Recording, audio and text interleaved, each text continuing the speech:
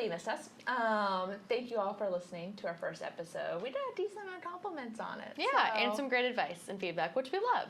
Yes, we are still working on it, and we discovered that we ramble a lot, so we're trying to fix that. So, what's new with you? Fantasy football has been my Yay. thing recently. Because college football and professional football started. So we have a young Republican league that we're doing. I'm the only girl in it. So that's been entertaining, actually. That's And fun. I'm winning. So at least by record-wise and by points-wise. So What is your team name? Chairman's Caucus. That's so cute. The best one, though, was Laura Mongo. That was a good one after Lamar Jackson from the Ravens. And then Bullitt County Missing Ballots. That was another good one. That must be So, Ryan. Yeah, it was. 100%. I love that name. Shout out to you. And Good the job, Lamar Ryan. Lauder, that was Sam Steiner. So, Love it. Those they are were great creative. names. I felt bad about mine afterwards. I was like, man, it's not even that creative. Besides that, and the debate last week, I did an interview with BBC afterwards. The interview was a little rude, to be honest with you. I was the one, they'd had a moderate on there, but I definitely think she leaned a little bit more, like she was center-left, is what I imagine. So they were not super friendly on Yeah, there. that's a bummer. They cut me off at one point and moved on to the next person. I was like, I'm not, like, you don't even give me a chance to respond to what you're saying. But Yeah. between that and being mic'd up during the entire debate watch party that we held on Tuesday, Oh, that was entertaining. That was very entertaining. for that? Yes. For the interview? So it's with the AJC, they're doing a whole story on, like, Gen Z voters, essentially, and apparently being 25 still counts you being Gen Z, even though I don't Yes. feel like being Gen Z.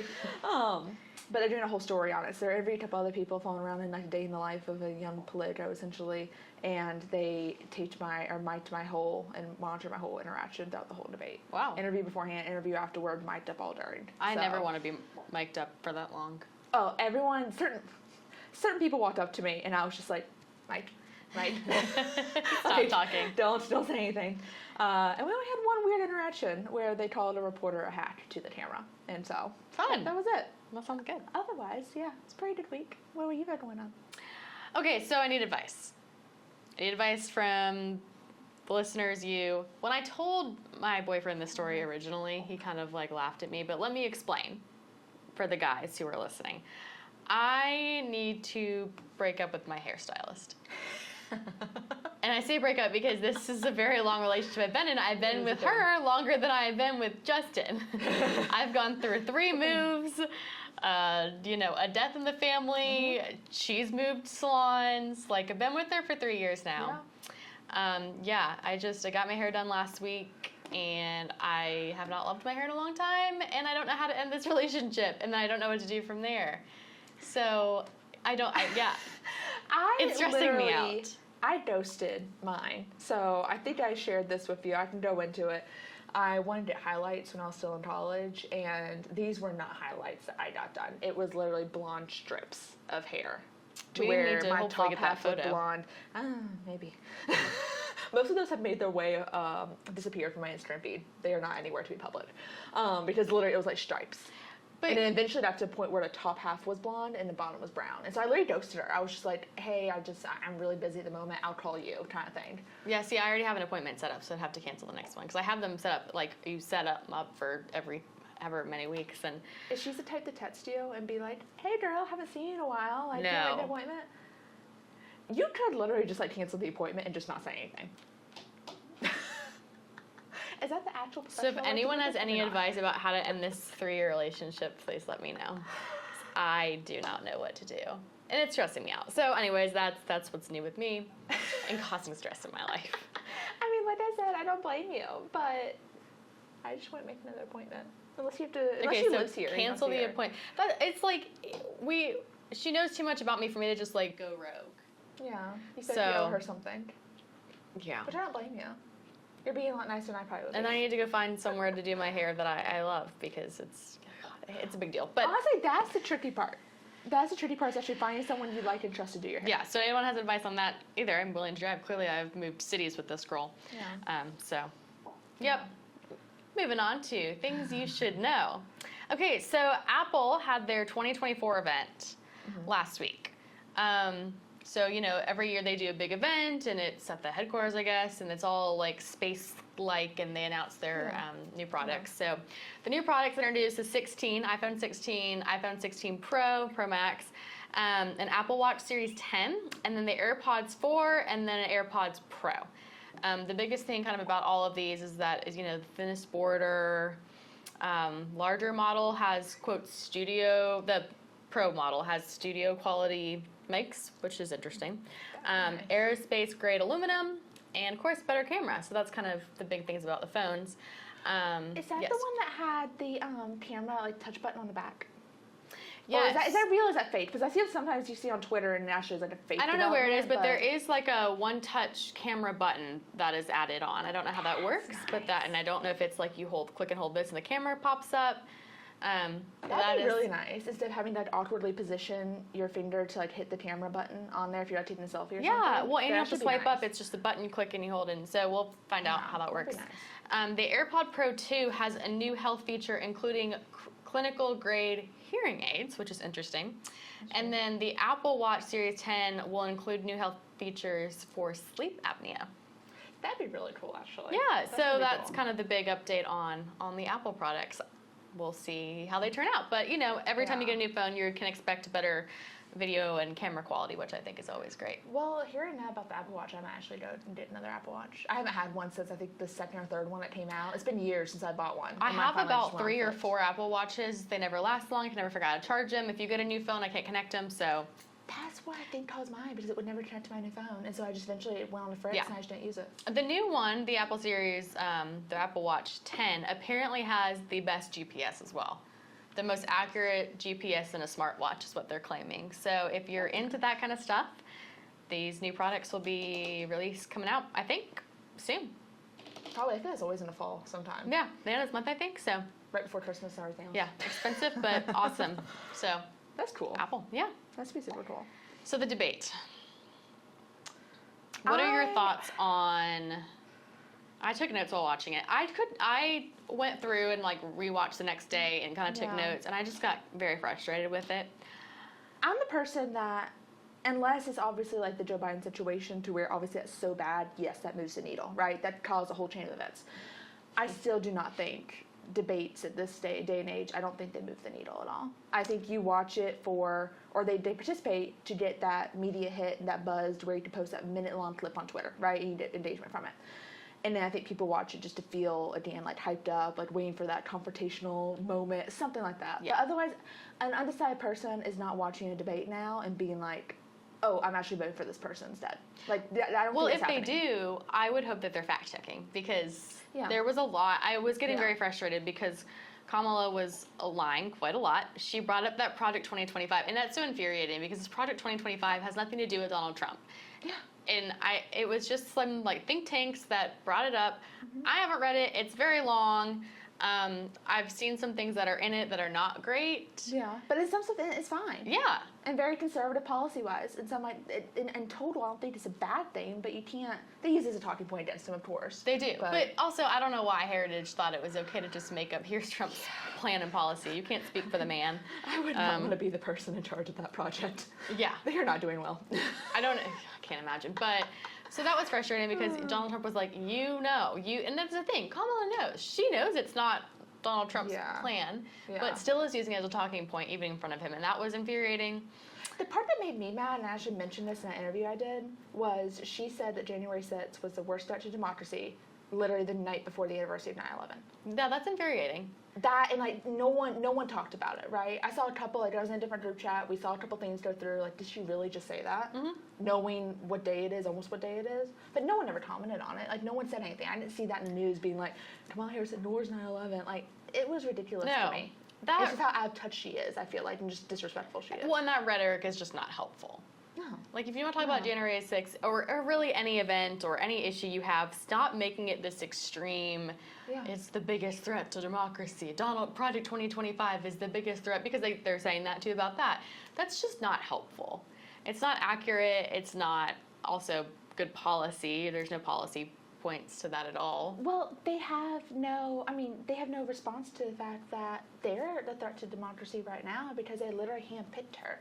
She did not go through a primary. They Yeah, that waited is in true. the summer to like place her in that role. No person actually voted on her. She still has not won a primary if we go back to 2020. She is not, yeah, And so, that's like, true. if you're talking about threats to democracy, that's the threat you should be talking about. Yeah. Because that set a very scary precedence for how, and let's say all goes well this year, 4 years, right? What they're going to try to do again. And Yeah. who they're going to place in that role, whatever else. That is true. I didn't think about that. The issue is, it started off good. I, in my opinion, don't think Donald Trump, quote unquote, won the debate. I don't know how you win a debate. Kamala was getting under her skin, and it was clear. And we win on the policy. Donald Trump wins on policy talking points, and Kamala doesn't have that. And so she did her laugh and her eyes and her whatever and her big little talking points. Yeah. And it got under Trump's skin, and he bought into it. And I think ended up getting a little angry because with everything she said, you have the backups and the points to all that. And he's got, his record to run on as well. Especially when she was like, she kept saying, Donald Trump has no plan. Well, he does, and he could have gone into that. Yeah. But he rambled a bit and got kind of upset. And It didn't help Wasn't great. either that I do think it was 3-1. I do not think the moderators were not good moderators. That did not help the situation. That was out at all. frustrating. Like, she literally, they asked the question, it was phrased a little bit differently, but to be succinct about it, they were like, are Americans better now than they were 4 years ago? And she couldn't answer the question no, directly. very first question. In fact, I have it couldn't written answer it. down. Are you better off than you were 4 years ago? And she goes, so, I hate when she says, so I was raised as a middle class kid, and then from there I was like, It's a yes or no question. Yeah, did not answer the question. It is a yes or no question. Nope. She also didn't answer about having an abortion at 7, 8, and 9 months. She avoided that one, and she didn't actually give a straight answer on whether that was a good thing or a bad thing. She also didn't answer the question about why she was kind of flip-flopping on the issues, because that's what she's being called out on. And then she keeps saying, I have a plan. Well, why haven't you been vice president? You've been given these roles. Why haven't you done anything? And then she keeps saying she'll be a champion for, the middle class, and it's just... Well, it's infuriating hearing her saying, on day one we're going to fix housing crisis. On day one we're going to fix prices. Like, you've been in there What for have you been doing? 3.5 years. Yeah. And she's trying to separate herself, and people, and especially the media itself, goes after anyone that tries to tie her to the administration. I'm like, you're the vice president. No one's making ties. Like, you are tied to it. Right. Yeah. This is you. This is your You're record. in Yeah. office. Yep. So it's just all of that's infuriating. That's why I'm saying, like, it's not. I don't see what good that did. I just don't. Any of it. No, and I do hope the next debate, if there is one, will be better. I'm looking forward to the vice president debate, especially if we do. We have a surprise for that, so we'll stay tuned for that. Yes. But I think that'd be good because I'm very impressed by J.D. Vance and how he speaks, and I don't know if he'll get as upset as easily. Kamala gets under my skin every time she opens her mouth. He keeps his composure pretty well. If you hear some of his interviews when he's asked off-the-wall question or a stupid question, like, he'll go after him. Yeah. But not in, like, a angry, good. like, rah kind of way. More like a, oh, I'm a gotcha, like, I'm going to do that dig at you kind of way. Well, and Which is good. Kamala, again, brought up IVF and brought up abortion. She called abortion health care, which drives me crazy. Abortion is not health care because it's not saving a life, you're ending a life. And speaking of that, another story that people need to know about. Oh, yeah, you want to introduce this article? This is wild. Yes, I'm going to With pull you it up and just so I Kelly have both it. telling me this So, last night, I was shocked. ProPublica dropped this yesterday morning. A Henry County woman died in a hospital after taking the abortion pill. She drove to North Carolina to get the pill, came home, took the second one, had complications, went to the hospital, and ended up dying, I think, in surgery. Okay. And of course, Dems are using this as a talking point. They're saying that the Life Act, the heartbeat bill, killed her. They're saying that she was denied service because it's illegal in Georgia. First of all, that is a lie. It's a complete lie. And I've got the bill pulled up, actually. So the care that she should have received is a DNC. And if you don't know what that is, you can just look it up. But it's kind of the procedure to clear, the deceased baby out from her, the tissue, from her. And she did not receive that. And so she came in, and the clear protocol for the symptoms she had were to be given antibiotics and then a DNC. And and she didn't. She didn't get that. It wasn't until 20 hours later where she received the DNC, and during that procedure, she died because it was way too late at that point. And it was not because of Georgia's Life Act. That is not why she died. Let me tell you, she died because of complications from the abortion pill and because she did not receive the adequate care that she deserved. Yeah. Now, was it a hospital, like, timing issue? Like, was the hospital itself, like, overwhelmed or anything else? Like, is that why they waited so long? Or is it more so, like, they didn't realize how serious it was? That is a good question. Both would be negligence on their part. Exactly. That's what I'm saying. And, like, either way, like, this is a situation that the hospital could have... They're claiming it's because of the Life Act. Let me tell you what line. So I've got the Life Act pulled up, which is our heartbeat bill. They are saying that it's because of a certain line that they can't perform it. Yeah. However, so what it says is the abortion means the act of using, prescribing, or administering any instrument, substance, device to terminate a pregnancy with knowledge that the termination will, with reasonable likelihood, cause death of an unborn child. Provided, however, that any such act shall not be considered an abortion if the act is performed with the purpose of, here we go, 997 on the bill is medical emergency, means a condition in which an abortion is necessary in order to prevent the death of the pregnant woman. There we go. So if a DNC is considered this, in Georgia bill, if her life is at stake, this can be performed. Which, by the way, they're claiming it's a felony for doctors to perform a DNC. In no state in the country is it illegal for a doctor to perform that to save the woman's life. That's just not a reality. And here is the bill. So I have numerous thoughts on this. I feel like, obviously, and you can delve more into this, obviously trying to use it, politicizing situation, right, for their own good, hopefully, in their minds at least, to be like, yeah, we're actually going to make an example of this, why this whole Life Act, where everything else was bad, why we said it was bad the whole time. Also, though, I feel like the hospital might be utilizing this to cover up their own negligence. Of like, yeah, we know we messed up, whether that was a doctor's call or whatever else, but we're going to try to cover our butts by saying, oh, we just thought it was illegal, like we thought we couldn't do this, we hope we'd be prosecuted because we did this. And I wouldn't be surprised about that either, because there's numerous issues with our healthcare system here in Georgia and other states too, but... That is the bigger issue. Okay, so here's something we need to know. In Georgia, we've got some rural healthcare issues. I know that you worked on repealing Certificate of Need, which is a big issue, and that addresses a lot of that too. So pregnancy-related mortality in the United States is, Georgia is one of the highest. So we have some of the highest maternal mortality rates, which is almost twice the national rate, by the way. But here's something that's very important. In Georgia, non-Hispanic Black women are nearly 3 times more likely to die from pregnancy-related complications. Yeah. That is the issue. Yeah, and if you look, the march, we used a lot of this rhetoric whenever we were trying to repeal certain parts of the Certificate of Need stuff and actually make birth centers, for example, exempt for actually having their Certificate of Need. But March of Dimes ranked Georgia an F for that, right? So, and there's certain reports that compare it to, like, there's certain third world countries that actually have a lower rate for that than Georgia does. But that's how bad it actually is here. But there was an article, I think it was Margaret Snipe with capital B, I don't think she's there anymore, but she wrote this about Randolph County, which is in southwest Georgia. They have one hospital, but that hospital does not have any obstetric help, labor and delivery, nothing. And so if you're trying to have a baby in that county, you have to travel like 45 minutes to an hour, which pregnant women out there know, like, when a baby's coming, the baby's coming. Like, you're not trying to extend your drive by that long, right? And so that's why it's like, no, the healthcare system here is not helpful to pregnant women at all.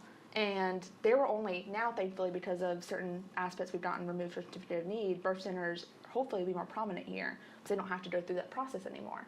But before that, there were only 3 throughout the whole state of Georgia. One of which is in Atlanta. That's why we worked with Katie. She had to drive because she wanted to use a birth center. She had a terrible experience in a hospital. She drove all the way from Augusta to Atlanta to deliver her baby. Wow. Well, and I mean, not being able to have access to medical care that you need in a situation. I mean, that's the issue. The issue is that this woman, one, had complications from the abortion pill because this pill is very unregulated and dangerous, and we're not doing enough about that. But also that she did not receive the care that she needed and deserved. 20 hours that she said, like, it was 20 hours before they finally were like, oh, we should probably do this. And by that point, they noticed her organs were failing, her blood, it was bad. She came in probably, a little later than probably she should, but she should have received the proper care immediately. And they knew what that was. That was antibiotics and a DNC, and they did not perform that. And they, I don't know who was, I don't know if the doctors were trying to claim that, oh, because of the life, but that's not true. They know that. They know the laws, and they know that a DNC is not illegal to save this woman's life. And it's not illegal, by the way, if there's no detectable heartbeat. At this point, there was no detectable heartbeat. So it's not illegal, and that's in the legislation right there in that line. And it's also not illegal if there is a detectable heartbeat, but the woman's life is at risk. Yeah. So that's what these two. They didn't give her the adequate care. I hope they're not trying to just politicize this, because that's just awful, right? I definitely think, I mean, Kamala already has a statement on it, of course. The Harris campaign has a statement on it. They're using this woman as a martyr, but the reality is she did not receive proper health care. No. And that's a problem. Yeah. I think that's hilarious. I think the hospital's actually trying to cover up their own negligence. Yeah. Well, there was a case, I think it was last year, it was just a county kind of north of Henry County in Clayton County, still south of Atlanta, where a baby was decapitated during labor, and they didn't tell the mother. It wasn't until, so it was finally ruled a homicide this year, finally, because when they were doing an autopsy, I guess the medical examiner was like, the head was detached from the body. Oh my God.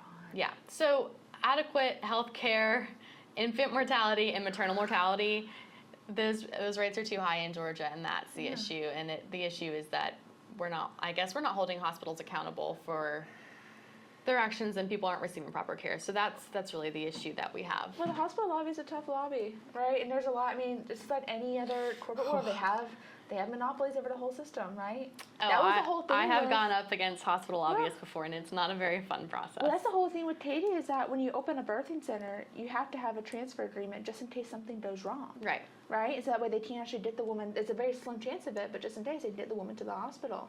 And because of Con, they were allowed to veto it and say, no, we refuse to give you that.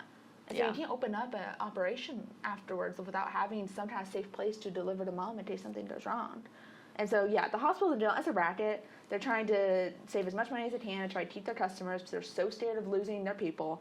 It's a whole situation. It's well, bottom line is that people need to know the facts, and you can pull up the legislation online. It's HB 481 as passed, as signed by the governor, and line 97 tells you right there that the life of the mother, and also line 95 as well, if they don't have a detectable heartbeat. So maybe remember to link that below, so that way, because we can literally look at it, like that's where. Yes. That's where it's ridiculous. But they are definitely using her as a martyr for this conversation around pro-life legislation. And obviously pro-life legislation is meant to save and protect all lives, not just the life of the unborn. Yep. So that's why there are those exceptions in there, because her life should have been saved. And it's pretty heartbreaking that we don't have a healthcare system really that protected her and failed her. So pretty upset about that.